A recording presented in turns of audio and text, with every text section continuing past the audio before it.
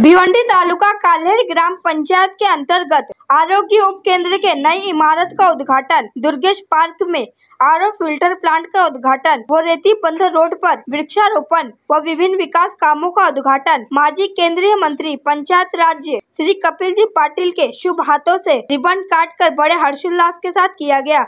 इस अवसर पर भाजपा युवा मोर्चा उपाध्यक्ष देवेश पाटिल, काल्हेर सरपंच सम्मेका पाटिल, उप सरपंच देवेंद्र पाटिल, पंचायत समिति माजी सदस्य जयवंत पाटिल, छत्रपति पाटिल, भाजपा काल्हेर अध्यक्ष हरिश्चंद्र पाटिल, माजी सरपंच डॉक्टर श्रीधर पाटिल, माजी सरपंच पुंडलिक भोकरे, जॉय कुमार एंड कंपनी के मालक सुजीत तातेसेठ पाटिल, पंचायत समिति सदस्य विनोद मुकादम, माजी सरपंच लाड़किया पाटिल, एडवोकेट समीर पाटिल, भाजपा काल्हेर जिला परिषद गट अध्यक्ष अरुण पाटिल, कोपर गांव सरपंच हेमंत घरत, इताड़े गांव सरपंच जगन पाटिल, पंचायत समिति सदस्य विनोद मुकादम, सर्व सम्मानित ग्राम पंचायत सदस्य व काल्हेर गांव के ग्रामस्थ मंडल उपस्थित थे। आइए देखें वहां का एक दृश्य।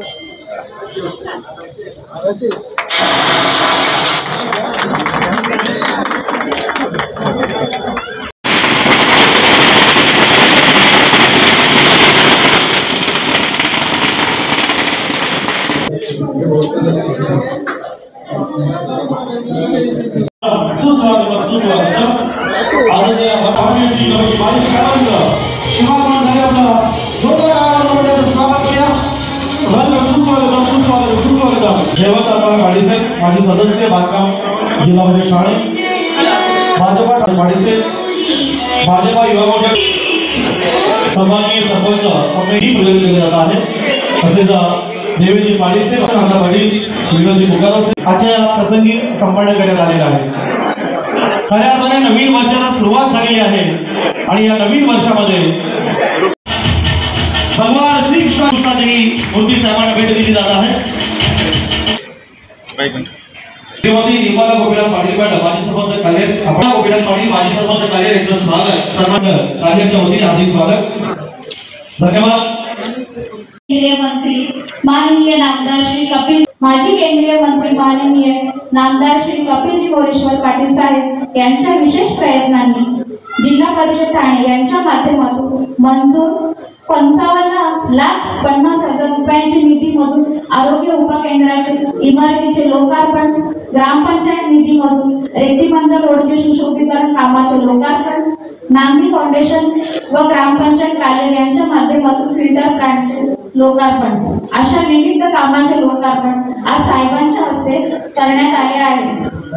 साहेबांच्या आशीर्वादाने आजपर्यंत ग्रामपंचायत काल्हेरच्या माध्यमातून भरघोस अशी लोक उपयोगी कामाची व्यवस्था आम्हाला लोकांसाठी करता आली आहे। साहेब आपल्या आशीर्वादाने आजपर्यंत ग्रामपंचायत काल्हेर यशाच्या शिखरावर पोहोचलेली आहे। त्याबद्दल मी संपूर्ण काल्हेरवासियांकडून आपले खूप खूप आभार मानते। तसेच आजच्या कार्यक्रमाला उपस्थित आपले सर्वांचे खूप खूप आभार मानते। जय हिंद, जय महाराष्ट्र। या आरोग्य उपकेंद्राबद्दल सांगायचं म्हटल्यानंतर खरोखरच म्हणजे काल्हेर गावात एक मोडकरी झाल्यासारखं हा उपआरोग्य केंद्र होतं। या ठिकाणी एक कार्यक्रम असताना मी पाटील साहेबांना सांगितलं की बाबा काल्हेरची लोकवस्ती फार मोठी झालेली आहे, त्याच्यामध्ये लहान मुलांना गौत घेण्यात खूप त्रास होतो, उन्हा पावसात बाहेर उभे राहावं लागते, म्हणून तुम्ही काहीही करा। आणि तसं बघायला गेलं तर आपल्याला केंद्रच पाहिजे होता, कारण मी खारबाव केंद्राचा उपाध्यक्ष सुद्धा आहे आणि ही मागणी साहेबांनी लगेचच मान्य केली आणि आज या ठिकाणी हा लोकार्पण सोहळा होत आहे। कारण साहेबांना जर बोलायचं झालं तर काल्हेर गावासाठी नव्हे तर संपूर्ण तालुक्यातील ग्रामपंचायती, जिल्ह्यातील ग्रामपंचायतीची जी कामं साहेब करतात हे साहेबांचं मोठं श्रेय आहे। त्यांना श्रेय कोणी निष्ठून मिळू शकत नाही। आणि हे उपकेंद्राबद्दल मी थोडक्यात माहिती देतो की आर पाटील हे जिल्हा परिषदेचे अध्यक्ष असताना त्या ठिकाणी या 5 उपकेंद्रांची निर्मिती झाली आणि आमचे स्वर्गीय माधवराव पाटील यांना माधवराव कवुले हे जिल्हा परिषद सदस्य होते. त्यांनी सांगितले, अरे माधवराव 5 उपकेंद्राची निर्मिती झालेली आहे. लगेच दुसऱ्या दिवशी उठून आमचे माधवराव पाटील सगुणात मला एक उपकेंद्र पाहिजे, माझा गाव मोठा आहे आणि त्यांनी ताबडतोब केला. एवढे बोलून 2 शब्द संपवतो. जय हिंद जय महाराष्ट्र. तुम्हाला आठवत असेल तर मी जेव्हा काल्हेर गावामध्ये क्रिकेटच्या कबड्डीच्या कार्यक्रमाला यायचो, मी असं भाषण करायचो, कबड्डी म्हणजे काल्हेर आणि काल्हेर म्हणजे कबड्डी. जे जुने कबड्डीचे प्लेयर असतील त्यांना आठवत असेल. आता मला माझं वक्तव्य हे बदलायला लागत आहे. आता मी हे बदलून आजपासून नवीन वक्तव्य करतो. काल्हेर म्हणजे विकास आणि विकास म्हणजे काल्हेर. सगळ्यात आधी या तिन्ही योजनांचं उद्घाटन झालं असं मी जाहीर करतो. आणि संमिका देवेंद्र हे दोघे सरपंच उपसरपंच आहेत. यापूर्वी जे सरपंच उपसरपंच झाले, जणू काही स्पर्धाच लागलेली आहे की कोणी जास्त काम केलं, कोणाच्या कारकिर्दीत जास्त विकास झाला. निश्चितपणाने काल्हेर गावच्या लोकांना धन्यवाद दिले पाहिजे. तुम्ही निवडून दिलेले लोकप्रतिनिधी हे विकासासाठी किती आटापिटा करून गावाला विकासाच्या दृष्टिकोनातून मुख्य प्रवाहामध्ये आणण्याचं काम करतात ते त्यांनी त्यांच्या कामातून सिद्ध करून दाखवलेलं आहे. जयवंत पाटीलनी सांगितलं, सरपंच बाईंनी प्रास्ताविकामध्ये सांगितलं, साहेबांच्यामुळे 55 लाख रुपये मंजूर झाले. खरं तर काल्हेर गावची लोकसंख्या मला वाटतं 1.5 लाख झाले असेल ना. रेकॉर्डवर किती आहे? आता पुढच्या वर्षी नवीन जनगणना सुरू होईल, त्याच वर्षी 25 आणि 26ला ती जाहीर होईल. ही जाहीर झाल्या तुमच्या लोकसंख्येचा आकडा जो येईल तर तुम्हाला हे आरोग्य उपकेंद्र जे झालेलं आहे ते फार उपयोगात येणार नाही. तेव्हा तुमच्याकडे आरोग्य केंद्र होईल. केंद्र सरकारचा नियम आहे 35,000 लोकसंख्या असली की एक आरोग्य केंद्र तिथं मंजूर करता येते. तुमची लोकसंख्या 1.5 लाख जर असेल तर 3 आरोग्य केंद्र आपल्याला मंजूर करावं लागतील. खरं तर काल्हेरला गरज आहे आरोग्य केंद्राची, पण 2011ची जनगणना 21ची आलीच नाही. 11ची जनगणना जी आहे ती 15,000 लोकवस्तीची असल्यामुळे रेकॉर्डवर आपली लोकसंख्या ही 15,000 आहे, म्हणून आपल्याला आता आरोग्य केंद्र करता येत नाही.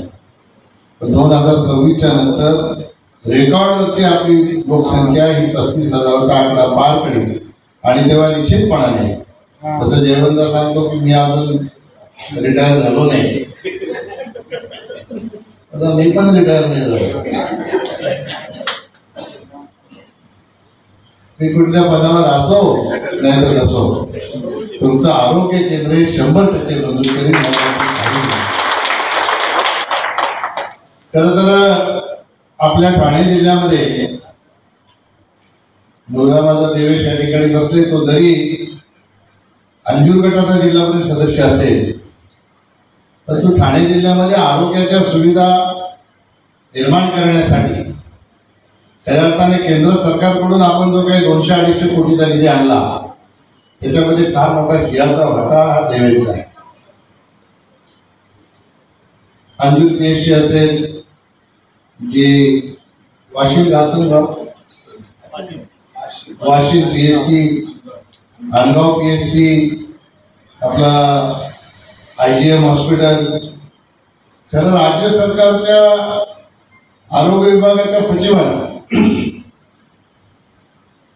मी माझ्या ॲडिशनल PS ला पाठवून त्यांना सूचना केली होती, मी केंद्र सरकारकडे प्रस्ताव पाठवा, निधी मी मंजूर करून देतो. 2 महिने झाले प्रस्ताव प्राप्त झाला नाही म्हणून पुन्हा मी त्यांना फोन केला.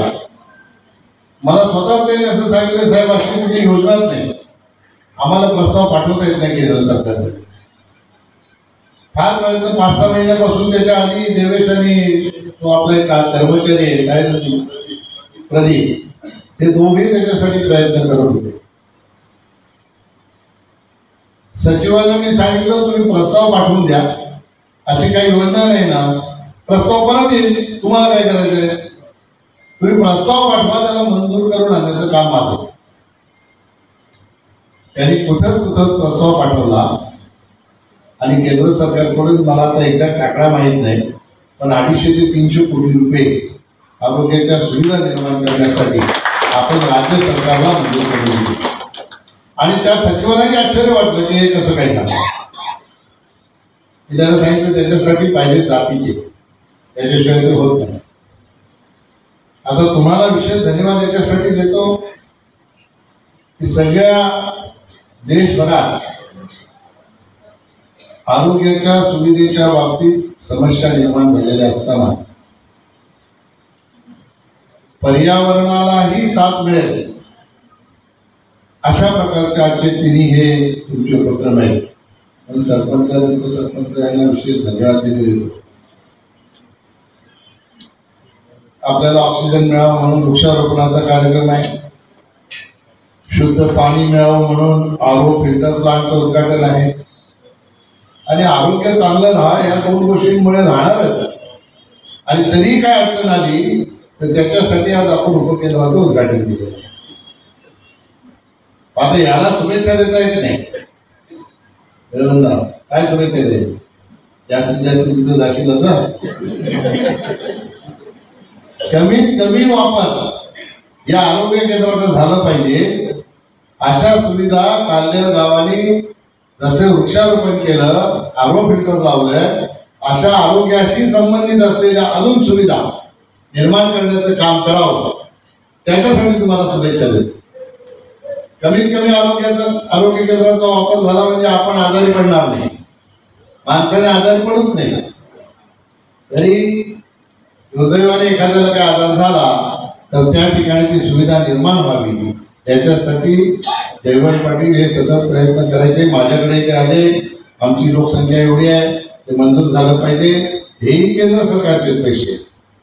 आरोग्य मंदिर ही योजना केंद्र सरकारची आहे, आणि म्हणून जयवंत पाटील यांच्या आग्रहासाठी हे मंजूर केलं. खरं तर मी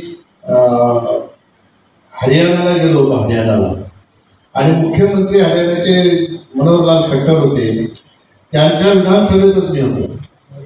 त्यांच्या विधानसभेत मी आरोग्य मंदिर बघितलं होतं. मला असं वाटत होतं की हे फार सुंदर आरोग्य मंदिर बांधलेलं आहे, पण काल्हेरवाले मुख्यमंत्र्यांपेक्षाही वरचढ आहे. त्यांनी त्या हरियाणाच्या पेक्षा चांगलं आरोग्य मंदिर या ठिकाणी उभं केलं, आणि देशाचे प्रधानमंत्री नरेंद्र मोदी यांना धन्यवाद दिले पाहिजे. पूर्वी आरोग्य उपकेंद्र असं नाव असायचं, आता आरोग्य मंदिर अशा प्रकारचं नामकरण देशाच्या प्रधानमंत्र्यांनी केलं. जसं आपण अपंग बोलायचो, अपंगाला दिव्यांग असा शब्द मोदीजींनी दिला. बघा तुम्ही, एखाद्या माणसाला काही एखादा अवयव कमी असला तर त्याच्या काहीतरी वेगळी अशी शक्ती परमेश्वराने दिलेली असते, आणि म्हणून मोदीजींनी अपंगाच्या ऐवजी दिव्यांग असं नाव दिलं, आणि उपकेंद्राच्या ऐवजी आरोग्य मंदिर असं नाव दिलं. म्हणजे मंदिरासारखं शीतल स्वच्छ आपलं चांगलं आरोग्य राहिलं पाहिजे, याच्यासाठी मोदीजींनी दिलेलं नाव आहे. मला आता छत्रपती पाटील आणि जयवंत पाटील दोघे सांगत होते की थोडंसं आम्हाला पाणी वाढलं पाहिजे. मी 1-2दा त्याच्यासाठी सांगितलं, पण ते काही झालं नाही असं त्यांनी सांगितलं. पण लवकरात लवकर आपली पाण्यामध्ये कशी वाढ होईल, कारण आता शेवटी काय झालंय, आपली लोकसंख्या रेकॉर्डवर नाही आहे, त्याच्यामुळे अडचण येते. आणि म्हणून आपल्याला हा विषय माहीत होता, पण जल जीवन मिशन मधून 30 कोटी रुपये पाण्याच्या योजनेसाठी आपण मंजूर करून तुम्हाला दिले. त्याचं काम सुरू असेल ना, तर पूर्ण झालं. तसं MMRDच्या अंतर्गत रस्त्यासाठी 2 कोटी रुपये दिले होते. BMC कडून पाण्याची लाईन मंजूर करून दिली. रोरो जेटी होणार आहे. तुम्हाला वसईला जायला तर रस्त्याने जायची गरज नाही. कधीच झाले असं अर्चनदायाचा सणाचा जेटी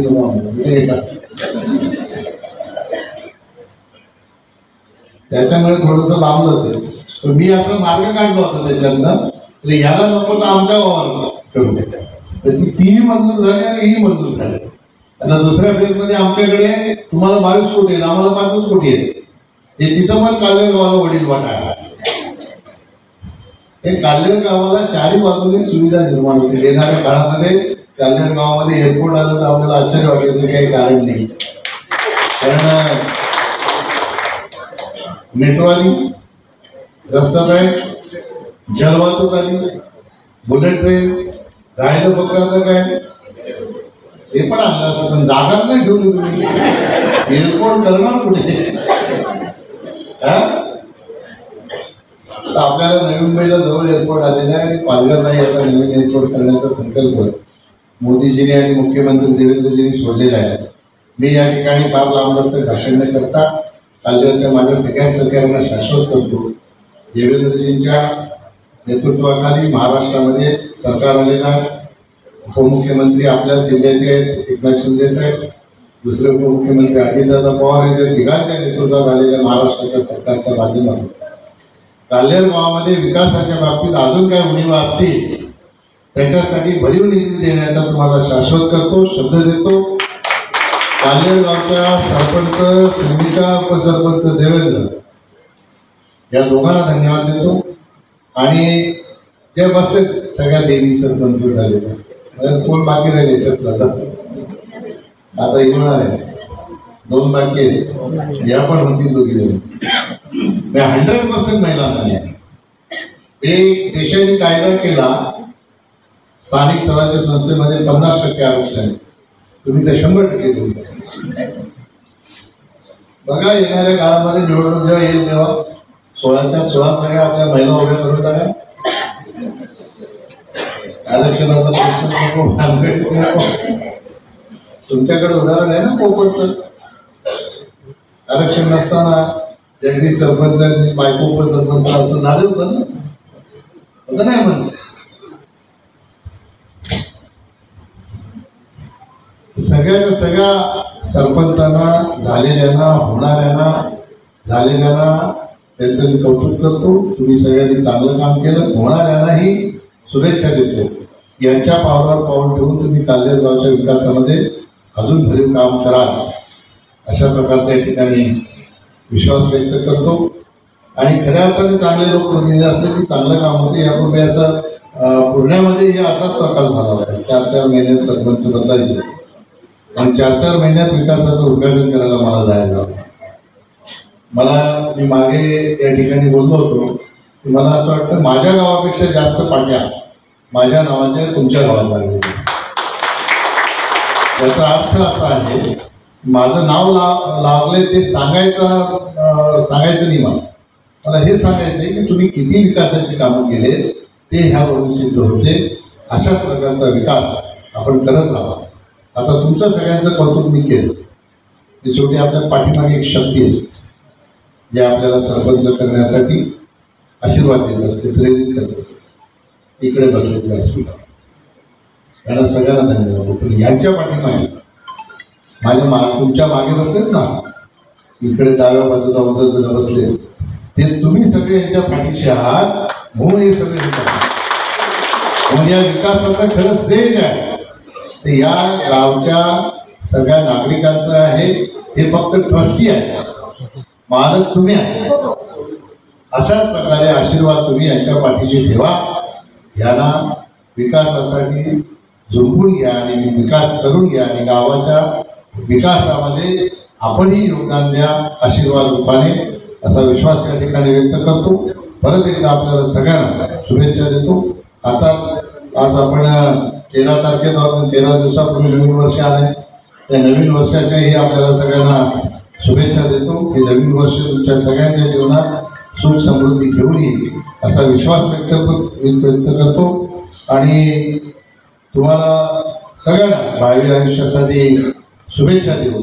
माझे 2 शब्द संपवतो. जय हिंद, जय भारत, जय महाराष्ट्र. पाटिल, अनिता पाटिल, श्रीधर पाटिल, पुंडलिक राघव भोमरे, सुजीत पाटिल से महिला